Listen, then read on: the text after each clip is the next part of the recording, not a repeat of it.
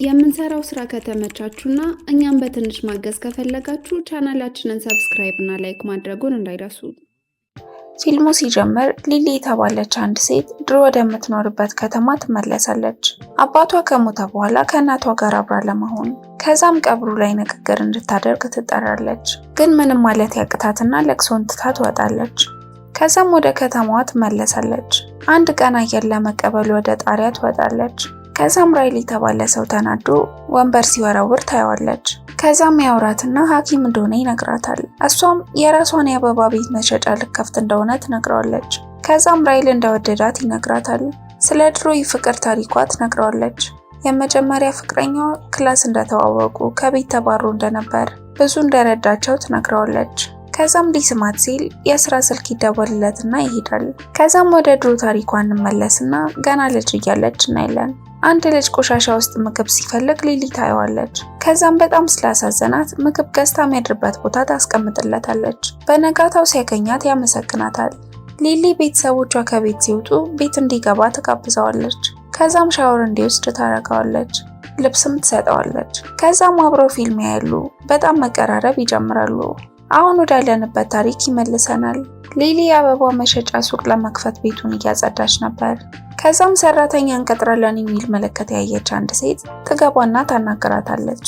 ከዛም ትቀጠራለች። ከዛም ራይል አበባ የምትሸጥበት ቦታ ፈላልጎ ይመጣል። አብራው እንድትሆንም ለማሳመን ይሞክራል። አበባ ይልክላታል። ሲገናኙ ዋክ ያደርጋሉ። ከዛም አንዴ ሳምኝ ይላታል። ብዙ ጊዜ አይሆንም ስትለው ቆይታ ትስመዋለች። ወደ ድሮ ታሪኳ ስንመለስ ሊሊ ከምትረዳው ልጅ ጋር እያወሩ አባቷ እናቷን ሲደበድብ እንደሰማ ይነግራታል። እሷም ብዙ ጊዜ ነው እንደዚህ የሚያደርገው ብላ ስታዝን ሲያያት አቅፎ ሊያጽናናት ይሞክራል። አሊዚያ አንድ ፓርቲ ታዘጋጃለች። ከዛም ሊሊ እና አሊዚያ ሁለቱም ይታደማሉ። ከፕሮግራሙ በኋላ ወደ እሱ ቤት ይሄዳሉ። መሳሳም ይጀምራሉ። ከዛም ግን ሊሊ ፍቅረኛ ካልሆንክ አብረን ማደር አንችልም ትለዋለች። እሱም ውሳኔሽን አከብራለሁ ብሎ የምትለብሰውን ልብስ ይሰጣትና ይተኛሉ። ጠዋት ላይም ፍቅረኛው እንድትሆን ይጠይቃታል። እሷም እሺ ትለዋለች። በጣም በፍቅር ትወድቃለች። ሊሊ ድሮ ታሪኳን ስታስታውስ ከካይል ጋር ባስ ውስጥ እየሄዱ ሌሎች ተማሪዎች ቤት እንደሌለው በሽታ እንዳለበት እየተናገሩ ሲቀልዱ ትሰማለች። ሊሊ እንዲነሳ ታደርገውና እነሱ ፊት ትሰማዋለች። ከዛም ቤታቸው ይመለሳሉ። ከዛም ካይል የሳምሽኝ ፈልገሽ ነው ወይስ እነሱን ለማናደድ ነው ይላታል። ፈልጌ ነው ትለዋለች። ከዛም መሳሳም ይጀምራሉ። ከዛም አባቷ ሲመጣ ድምጽ ስትሰማ እንዴት ትነግረዋለች። ሊሊ እናቷን ልታስተዋውቀው ራይል ሆቴል ውስጥ ይገባሉ። ከዛ ግን አስተናጋጁ ካይል መሆኑን ታያለች። ሳያትም ለብቻዋ ያናግራታል። ከዛም ወደ ቤት ይመለሳሉ። በነጋታው ራይል ምግብ እየሰሩ ከሊሊ ጋር መሳሳም ይጀምራሉ። ምግቡ ማረር ይጀምራል። ሮጦ ሊያወርደው ሲል ሊሊን ይመታታል በአጋጣሚ። ከዛም አይኗ ይበልዛል። ከዛም ካፌ ውስጥ ለመብላት ይሄዳሉ። ካይል የበለዘውን አይኗን ሲያይ በጣም ይናደዳል። ከራይል ጋር ጸብ ውስጥ ይገባሉ። የድሮ ታሪኳን ሊሊ ስታስታውስ ከካይል ጋር ለመጀመሪያ ጊዜ ካደሩ በኋላ አባቷ እንደያዛቸው ከዛም በጣም ደብድቦት ሆስፒታል እንደገባ ትዝ ይላታል። ለመጨረሻም ጊዜ ያየችው የዛን ቀን ነበር። ካይል የሊሊ አበባ ሱቅ ይመጣና ይቅርታ ይጠይቃታል። ከዛም ስልኩን ጽፎላት ይወጣል። ሊሊ ከራይል ጋር ስታወራ ድሮ አባቷ እናቷን ይደበድባት እንደነበርና ተሳስቶን ቢሆን የመታት በጣም እንደፈራች ትነግረዋለች። እሱም ይቅርታ ይጠይቃታል። ከዛም አብረው ይተኛሉ። ከዛ ራይል አግቢኝ ብሎ ይጠይቃታል። ሊሊ ተስማማና ይጋባሉ። ከዛም አንድ ቀን ራይል የካይል ስልክ የተጻፈበትን ካርድ ያገኘዋል። በጣም ይናደዳል። ሊሊ ምንም ነገር እንደሌለ ልታስረዳው ትሞክራለች።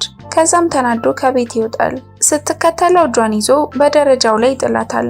ራሷን ትስታለች። ከዛም ስትነቃ አዳልጧት እንደወደቀች ይነግራታል። እሷም ምንም ስላላስታወሰች ዝም ትለዋለች። ከዛ ራይል አንድ ጋዜጣ ያገኛል። ካይል የከፈተው ሬስቶራንት በእሷ እንደሆነ ኢንተርቪው ይሰጠውን። ከዛም ራይል ሊደፍራት ይሞክራል። እሷም ገፍታው ታመልጥና ካይል ጋር ትሄዳለች። ከዛም ሆስፒታል ይወስዳታል። ሊሊ እርጉዝ እንደሆነች ትረዳለች። ከዛም ቤቱ ይወስዳትና ምግብ ይበላሉ። እየበሉም ድሮ እሷን ሳያገኝ በፊት ራሱን ሊያጠፋ አስቦ እንደነበርና እሷ ባሳየችው ደግነት እንደተወው ይነግራታል። ከዛም ዝግጁ ስትሆን ወደ ቤት ይወስዳታል። ከፈለገችው እንድትደውል ይነግራትና ይሄዳል። ከዛም ሊሊ የራሷን ቤት ትቀይራለች። ልጁን ለመውለድ መዘጋጀት ትጀምራለች። ራይል መጥቶ ሊያወራት ቢሞክር ዝግጁ እንዳልሆነች ትነግረዋለች። ከዛም ሊሊ ትወልዳለች። ከዛም ራይል ይመጣል። ልጁን አቅፎ ሚስቱን ይቅርታ ይላታል።